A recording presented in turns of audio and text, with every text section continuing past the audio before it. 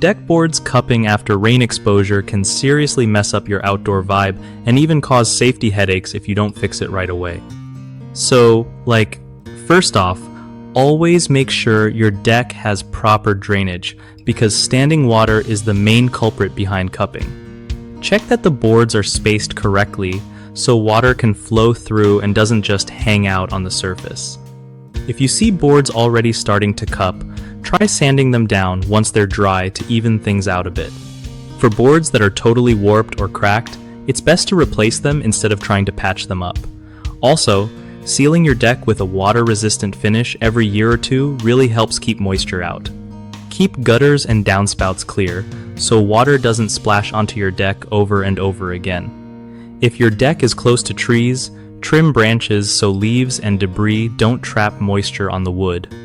Finally, during heavy rains, use a tarp or cover to protect your deck if possible.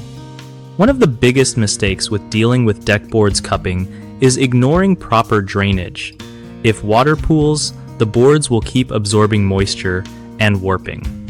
Fix this by making sure your deck has a slight slope away from your house and gaps between boards for water runoff. Another issue is not replacing severely damaged boards quickly enough, which causes the problem to spread and could lead to structural issues. Swapping out those bad boards as soon as possible is key. Lastly, skipping regular maintenance like sealing or cleaning means moisture penetrates deeper over time. So setting up a maintenance routine every year keeps your deck looking fresh and lasting longer.